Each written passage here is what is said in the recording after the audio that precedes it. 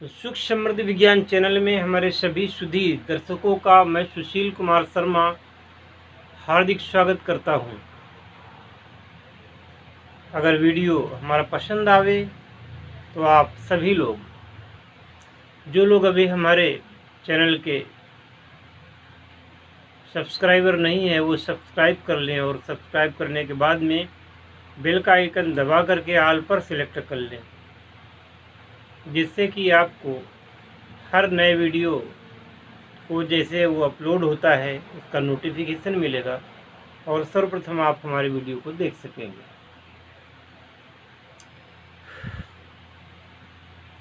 मेरे सब्सक्राइबर बंधुओं, मैं आपको बताना चाहता हूँ कि किसी भी साधना को सिद्ध होने में, सफल होने में सबसे बड़ी बाधा क्या है। जैसा कि आप लोग जानते हैं कि साधना तो इसलिए बनी ही है कि लोग उसे सिद्ध करें। जब आदमी साधना करेगा तो सफलता मिलेगी, और साधना इसीलिए निर्मित की गई है कि आप लोग साधना को करें और जीवन में अपने सफलता को प्राप्त करें। परंतु क्या होता है कि सबसे बड़ी बाधा इसमें ये आती है कि हमारे तमाम मूर्धन्य जो अपने आप को विद्वान समझते हैं वो सबसे बड़ी बाधा है। जैसे मान लीजिए कोई ऐसी साधना है जिसमें स्त्री तत्व की साधना है, जिसमें अप्सरा, यक्षिणी, किन्नरी इत्यादि की साधनाएं होती हैं। इस तरीके से वह सामग्री बनाई जाती है, वो वीडियो हो सकता है, लेख हो सकता है। इस तरीके से उसको मैनेज किया जाता है कि लोग उसको देखें तो, परंतु उसको करें नहीं, डरा दिया जाता है। यक्षिणी की साधना करोगे गलती हो जाएगी, कुछ हो जाएगा आपको। अप्सरा साधना करोगे कहीं घेरा नहीं लगाया, मृत्यु भी हो सकती है। इस प्रकार की बातें कह करके बरगलाया जाता है। तमाम लोग मुझसे जब बात इस प्रकार की करने लगते हैं मुझे बड़ी गुस्सा आती है। रक्षा घेरा, रक्षा घेरा, अरे कुछ करो। जब विघ्न बाधा आवे तो बताइएगा, जबकि ऐसा होता ही नहीं है। सबसे बड़ी बाधा यही है यहीं पर कि आपने गलत शिक्षा ली है। अगर गलत शिक्षा ली है तो उसके परिणाम भी गलत ही निकलेंगे, कोई सही तो परिणाम निकलने वाले हैं नहीं। दूसरी सबसे बड़ी बाधा कि मैं साधना के लिए धन खर्च नहीं कर सकता, मेरे पास साधना के लिए धन नहीं है। साधना कोई ऐसी वस्तु नहीं है जो बिल्कुल ऐसे ही हो जाए। आखिरकार आप किसी वीआईपी को बुलाते हैं अपने यहाँ, कैसे बुलाते हैं? क्या उसको पानी तक के लिए नहीं पूछेंगे? क्या उसको आप भोजन नहीं कराएंगे? क्या आप उसको उचित स्थान बैठने का नहीं देंगे? तो इसी प्रकार से जो संस्कार होते हैं, जो कभी उपचार जिनको कहते हैं, पंचोपचार, दसोपचार, षोडशोपचार, अष्टादशोपचार, और फिर उपचार तो बहुत सारे होते हैं।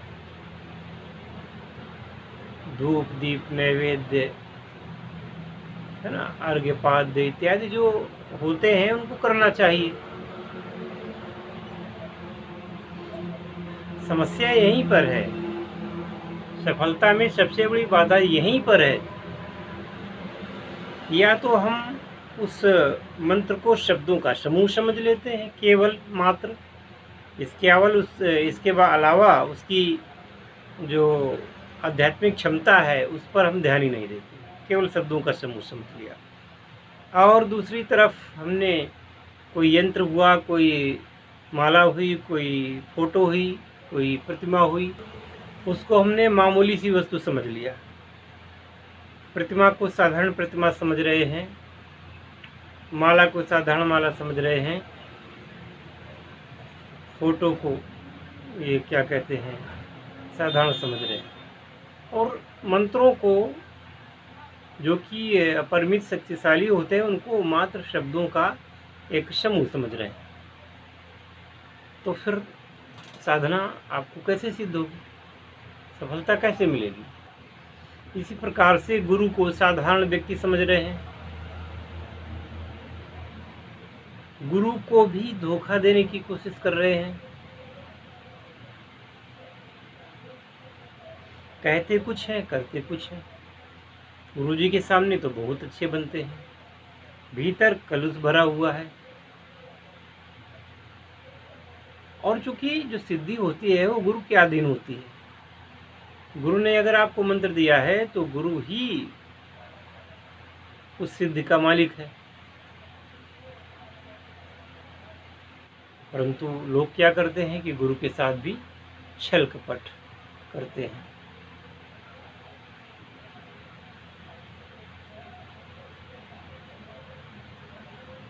संसार में जितने भी लोग आपके साथ हैं उनके साथ कैसा भी व्यवहार करिए आप, वह सामान्य व्यवहार में आता है। गुरु के साथ अगर इस प्रकार का व्यवहार करते हैं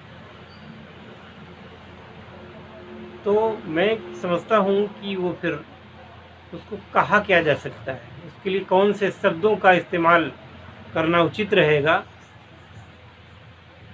ये तो आप लोग स्वयं समझें।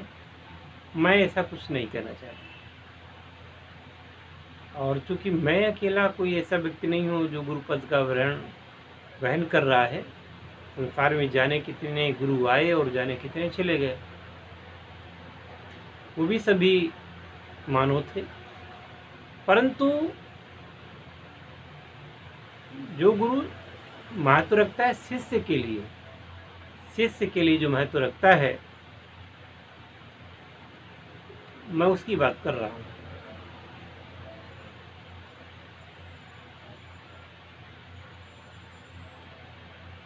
कहते हैं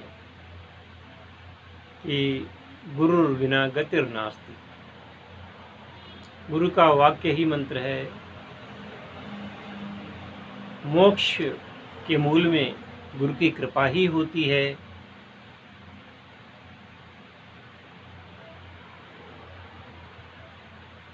ध्यान का मूल गुरु का स्वरूप है। पर कब समझेंगे इस बात को, और जब तक समझते नहीं तब तक उस सफलता से वंचित ही रहना पड़ जाता है जिसके पीछे पड़े हैं। इसलिए दिमाग में जमी हुई परतों को, उन धूलों को हटाइए, और यदि सफलता प्राप्त करनी है, वो सफलता चाहे योग की हो, चाहे आप योग कर रहे हो, चाहे आप कोई मंत्र कर रहे हो, या कोई तंत्र कर रहे हो, या कोई यंत्र की बात हो, वहाँ पर गुरु का स्थान सर्वोपरि होता है। ये गुरु ही होता है जो मात्र कुछ संरचनाओं को वो वर्णमाला और मात्राओं का स्वरूप दे करके आपको साक्षर बनाता है। गुरु ही वो है जो आपको बोलना सिखाता है, उंगली पकड़ करके चलना सिखाता है। अब वो गुरु माँ के रूप में हो सकता है, गुरु पिता के रूप में हो सकता है, गुरु बड़े भाई के रूप में हो सकता है, या गुरु किसी भी स्वरूप में हो सकता है। पर अपने आप कुछ नहीं आता, प्राप्त तो वो गुरु से ही किया जा सकता है।